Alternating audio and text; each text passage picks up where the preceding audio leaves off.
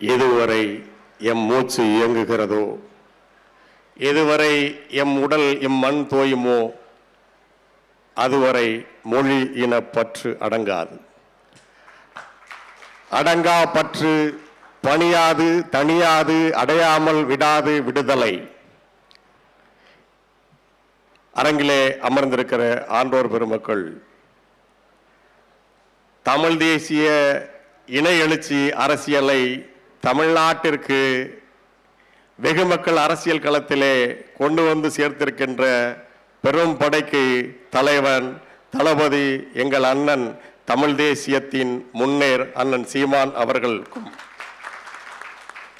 தமிழ் கூறும் நல்லுலகம் திட்டமிட்டு மறைத்து கொண்டிருக்கின்ற மாபெரும் அறிஞர்களில் மிக முக்கியமான பேரறிஞராக திகழ்கின்ற எங்களுடைய ஐயா தக்கார் மாசோ விக்டர் அவர்களுக்கும், எமது தாய் தமிழ் உறவுகள் மற்றும் மேடையில் அமர்ந்திருக்கின்ற எனது உறவுகள் அனைவருக்கும் எனது பணிவான வணக்கம். ஏற்புரை, இந்த நிகழ்வுக்கான ஏற்புரை என்று ஒன்று இல்லை. ஏனென்றால் நான் ஏற்கனவே தமிழன் என்ற கடமையை ஏற்றிருக்கிறேன். நாம் தமிழர் என்ற கடமையை ஏற்றிருக்கிறேன். எனவே இந்த நிகழ்வுக்கு என்று ஒரு ஏற்புரையை தனியாக நிகழ்த்த வேண்டிய அவசியம் இல்லை. ஆனால் இந்த நூல் ஏன் எழுத வேண்டும், ஏன் இந்த தமிழ் தேசியத்தை பற்றிய ஒரு பதிவை செய்ய வேண்டும் என்பதற்கான கட்டாயம் உருவானது என்பது அது நாம் தமிழர் ஏன், தமிழ் தேசியம் ஏன், தமிழ் தேசியம் ஏன், எதற்கு எப்படி என்ற நூல் ஏன், இது மூன்றும் ஒன்றுதான். இங்கே ஏற்புரை என்பது தமிழ் தேசிய இனத்திற்கான குரலாக நீண்ட நெடுங்காலமாக வரலாற்றிலும் இலக்கியத்திலும் ஒலித்துக் கொண்டிருக்கின்ற மனநலம் மண்ணுயிர் காக்கம் இனநலம் எல்லா புகழும் தரும் என்கிற திருவள்ளுவரின் ஏற்புரை. உனது நாடு யாதெனில் கேட்டால், உனது நாடு யாதெனில் தமிழ்நாடு என்று சொன்ன இளம்பூரணார் அவர்களின் ஏற்புரை. எமது அண்ணன் தமிழ் தேசிய வழிகாட்டி தோழர் தமிழரசன் அவர்களின் ஏற்புரையாகத்தான் இந்த தமிழ் தேசிய இன எழுச்சி நீண்ட நெடுங்காலமாக கடந்து வந்திருக்கிறது. ஆனால் அது ஒரு காலமும் வெகுமக்கள் அரசியல் களத்தில் கொண்டு சேர்க்கப்படவே இல்லை. தம்பி மணிசந்தில் உள்ளிட்டவர்கள் இங்கே குறிப்பிட்டது போல, தமிழ் தேசியம் என்றாலே ஏதோ தீண்டத்தகாதது போல, அது ஏற்க முடியாத ஒன்று போல, சாத்தியம் இல்லாதது போல திட்டமிட்டு பரப்பிக் கொண்டே இருக்கிறார்கள். அதற்கு ஒரே ஒரு சான்றை இங்கே உங்கள் முன்னே வைத்துவிட்டு அண்ணனுக்கு வழிவிடுவதற்காக நான் உங்களிடம் அனுமதி கோருகிறேன்.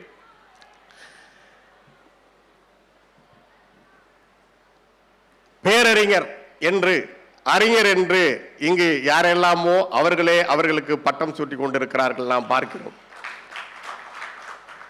பல்வேறு இருக்கின்ற எத்தனை தமிழ் என்றெல்லாம் வகுத்து அதற்கெல்லாம் அறிஞர் என்று அவர்களே போட்டுக் கொண்டிருக்கிறார்கள். நடிகர்கள் எம் ஆர் ராதா சொல்லுவார், நாங்கள் எல்லாம் கூத்தாடி, நீங்க தாண்டா எங்களை கலைஞர்னு சொல்றீங்க அப்படின்னு. அவருக்கும் நடிகவேல் என்று ஒரு பட்டத்தை கொடுத்தார்கள். அவர் ஏத்துக்கல, நாங்க கூத்தாடி. டைரக்டர் பசங்களா, ஏன்டா வீடு வீடா பூந்து நடிக்கிறதுக்கு தேடுறீங்க என்று கேட்பார் இல்லையா? அதுபோல அவர்களுக்கான பட்டத்தை அவர்களே கொடுத்து கொண்டார்கள். ஆனால் யார் பேரறிஞர்?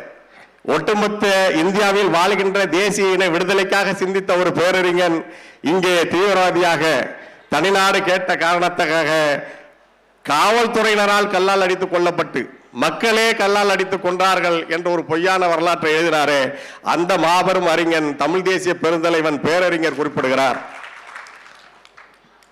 பதிப்பாளர் கூட, அண்ணா இங்கே அறிஞர் பேரறிஞர் என்றெல்லாம் போட வேண்டுமா என்று என்னிடம் கேட்டார். பதிப்பாளரோடு இல்லை, இதை நாம் தான் சொல்ல வேண்டும். இதே கருத்தை அப்போதும் சொன்னேன். யாரெல்லாமோ அவர்களை பேரறிஞர்கள் என்று சொல்லிக் கொண்டிருக்கிறார்கள், அவர்களே ஆள் வைத்து பட்டம் கொடுத்து கொண்டார்கள். ஆனால் தமிழினத்திற்கு கொடுக்க வேண்டிய எல்லா மரியாதையும் மதிப்பும் கொண்டாட வேண்டிய தலைவர்கள் எல்லாரும் இங்கே புதைக்கப்பட்டிருக்கிறார்கள், மறைக்கப்பட்டிருக்கிறார்கள். விடுதலை திரைப்படத்திலே ஒரு வசனம் வரும், ஒரு உரையாடல் வரும், நீ எவ்வளவு பெரிய மக்கள் தலைவன், நீ எவ்வளவு பெரிய மக்கள் தலைவன், ஆனால் உன்னை இந்த மக்கள் கைவிட்டு விட்டார்களே என்று சொன்ன.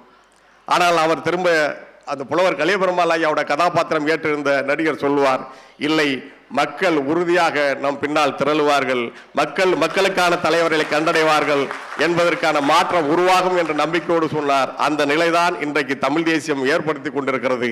தமிழ் தேசியம் இன்றைக்கு அந்த விடுதலையை நோக்கிய நகர்வை செய்து கொண்டிருக்கிறது. அண்ணன் தமிழரசன் அவர்கள் மிக சுருக்கமாக அவருடைய கட்டுரையிலிருந்து அந்த 2 வரிகளை மட்டும் நான் இங்கே சொல்லுகிறேன். தமிழ் சமூகத்தின் உயிராக இருந்த பெரும்பான்மை மக்களே மொழி பண்பாடை காத்து வந்தவர்கள். ஏனெனில் தமிழ் மக்களின் எதிர்ப்பை சமாளிக்க வேண்டி தமிழ் மக்களை ஆதிக்கம் செய்து வந்த நிலப்பிரபுத்துவ அரசர்களும் அவர்தம் பரிவாரங்களும் தான் வட இந்திய நிலப்பிரபுத்துவ கும்பலுடனும் மத குருக்களுடன் இணைந்து கொண்டு சமஸ்கிருத மொழியை, மத கலாச்சாரத்தை பயன்படுத்தி வந்தனர். தங்களுடைய மொழியையும் கலாச்சாரத்தையும் பாதுகாக்க தமிழ் பேசும் மக்கள் எப்பொழுதும் போராடி வந்துள்ளனர். தமிழ் நிலப்பிரபுத்துவ அரசுகள் சிதைந்து நிலை குலைந்த காலத்தில் ஆங்கிலேயர்கள் இந்தியா முழுமையும் அடிமைப்படுத்தினார்கள். அதே போல தமிழகத்தையும் அடிமைப்படுத்தினார்கள். தமிழ் மக்கள் ஆங்கிலேயர்களை எதிர்த்து போராடினாலும் தமிழ் நிலப்பிரபுகள் என்று சொல்பவர்கள் யார் என்றால் விஜயநகர வாரிசுகள்.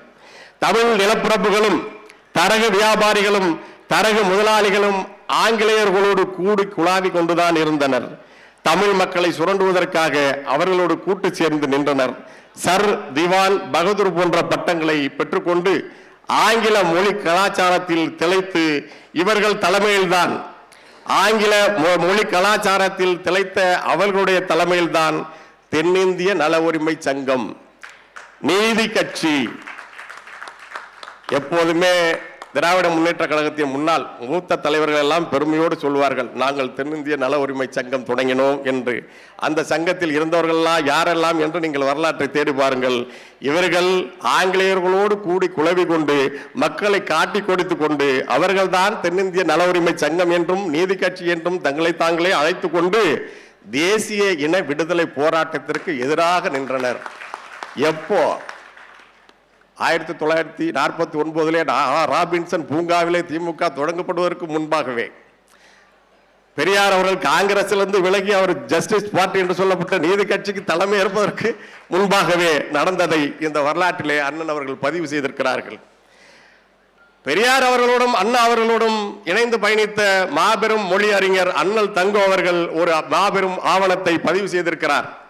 1941 திருவாரூர் மாநாட்டிலே அவர் பெரியார் அவர்களிடமும் அண்ணா அவர்களிடமும் வைத்து ஒரு கோரிக்கை வைத்துவிட்டு அந்த மாநாட்டு தீர்மானத்தை அவர் எழுதியிருக்கிறார்.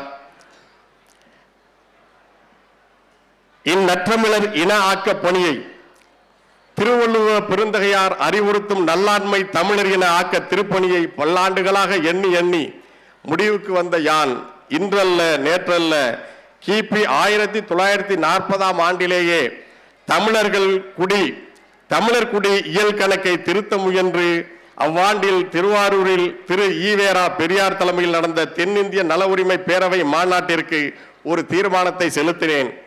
அதன் சொல் பின்வருமாறு: 1941 ஆண்டில் நடைபெறும் இந்திய குடியியல் கணக்கெடுப்பில் சென்சஸ் என்று சொல்வார்கள்.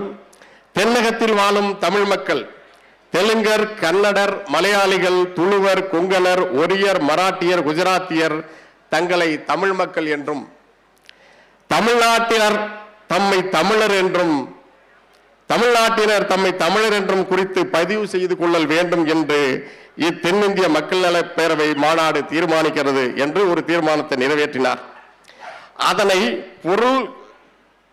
பொருள் ஆய்வு குழுவில் subjects committee of the conference பொருள் ஆய்வு குழுவில் கொண்டு வராமலும் எனக்கே அறிவிக்காமலும் பெரியாரும் நண்பர் அண்ணாதுரையும் தமக்குள் கலந்து பேசி முடிவு செய்தவாறு திராவிடர் என்று பதிவு செய்து கொள்ளல் வேண்டும் என்று திருத்திவிட்டு ஐயா தமிழர் என்று பதிவு செய்ய வேண்டும் என்று ஒரு தீர்மானத்தை நிறைவேற்றுகிறார். ஆனால் அவர்கள் இவரை தவிர்த்துவிட்டு திராவிடர் என்று பதிவு செய்ய வேண்டும் என்று அந்த பொது மாநாட்டில் அந்த தீர்மானத்தை என்னையே வேண்டுதல் செய்துமாறு பணித்தனர்.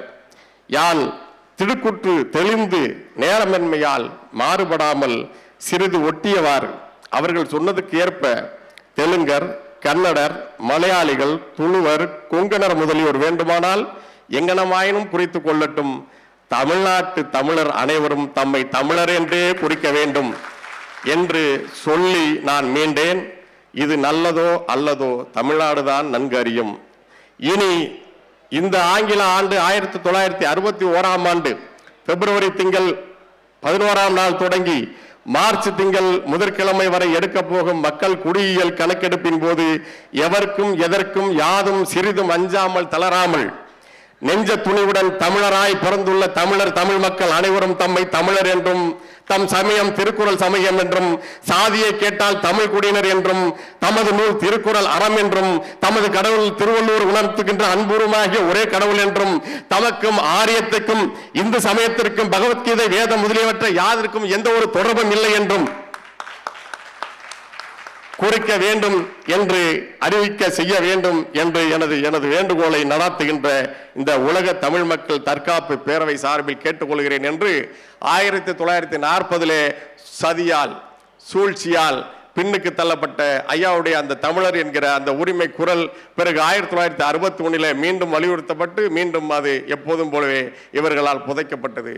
ஆனால் நீண்ட நெடுங்காலமாக இதையெல்லாம் தாங்கி வந்திருக்கின்ற இந்த தமிழ் நிலம் அகழ்வாரை தாங்கும் நிலம் போல தம்மை இகழ்வாரை தாகின்ற இந்த தமிழ் நிலம் இனி ஒருபோதும் இந்த இழிவுகள் எல்லாம் பொறுக்க முடியாது என்பதைத்தான் 2009 இனப்படுகொலையின் பிறந்த நாம் தமிழர் கட்சியாக ஒன்றிணைந்து இன்றைக்கு தமிழர் வரலாற்றை மீட்சி மீட்பு கொள்கையிலே இனத்தின் இனமானத்தை மீட்கும் கொள்கையிலே களத்திலே நிற்கின்றோம். அந்த கதவையும் தமிழ் தேசியம் என்ற நூல் இன்றைக்கு இந்த தென்னிந்திய பதிப்பாளர் மற்றும் விற்பனையாளர் அரங்கத்தில் நடைபெறுகின்ற அந்த வாய்ப்பையும் அந்த கதவையும் திறந்துவிட்டது அண்ணன் சீமான் அவர்கள்தான். எனவே இது காலமாக தமிழர்கள் தாங்கி வந்த அத்தனை இழிவுகளும் துடைக்கப்படும். விரைவில் தமிழர் வரலாறு மீளும். நாம் நமக்கான ஆட்சியை அரசை அமைப்போம் என்று தமிழ் தேசியத்தின் ஒற்றை நம்பிக்கையான எமது இனமுழக்க பேரொளி இனமுழக்க போர்வால் எங்கள் அண்ணன் செந்தமிழன் சீமான் அவர்களை உரையாற்ற அழைக்கிறேன்.